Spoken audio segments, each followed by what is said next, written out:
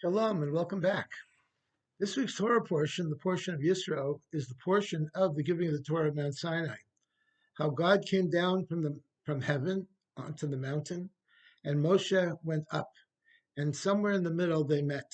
That heaven and earth once came together for the first time. This is an amazing idea. Before this time, heaven was heaven, earth was earth, and the two did not mix. What was physical remained physical. What was spiritual remained spiritual. But when God gave the Torah at Sinai, the physical and the spiritual merged, became as one. It was possible to have holiness be imbued in a physical object, such as a siddur, a prayer book, or a Sefer Torah, or even a table that we study on or we eat a Shabbos meal on, can take upon itself holiness, just as any other holy object. So holiness is something that can come down now into a physical object. And that physical object can be us as well. What does it mean to live a Torah lifestyle? People ask all the time, what is a Torah lifestyle? A Torah lifestyle is a lifestyle which is guided based on the words of the Torah and on its holy commandments. By a Jew observing the Torah, by keeping Shabbos and kosher, putting on tefillin, lighting Shabbos candles, and all of the other mitzvahs of the Torah, we imbue the entire physical world, including us, in godliness and making it godly and making it holy. And we know that Jews who have followed the Torah and who have lived Torah lifestyles have remained Jews. Those who haven't. And it's as simple as that. All of the renegade movements throughout history, from the Sadducees on to the present time, have never accomplished Jewish continuity.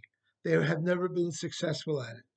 A number of years ago, there was a very prominent large temple in New York that decided to track down the original founders of their temple and make a big dinner, a fundraising dinner, in which they would honor the original founders of that temple.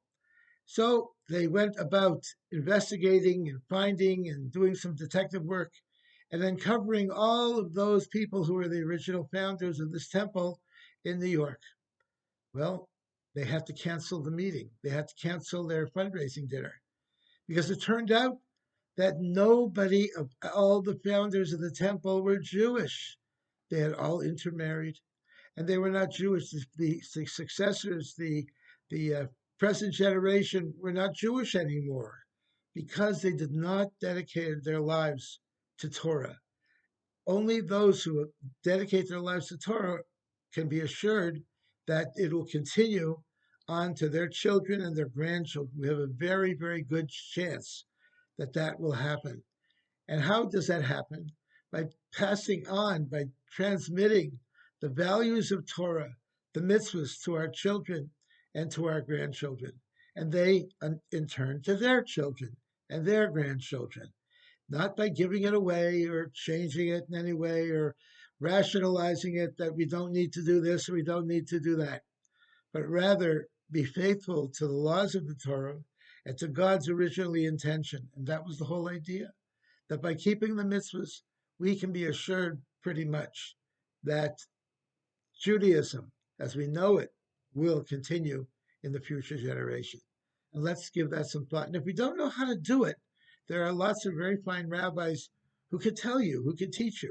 There are classes online that can instruct you on what Judaism is really all about and how to live a Torah lifestyle through Chabad.org and other websites, synagogues, and rabbis who are themselves Torah observant Jews. You can learn yourself how to be a Torah observant Jew and live a Torah lifestyle. Candle lighting in San Diego will be at 4:53. I want to wish you all a good Shabbos.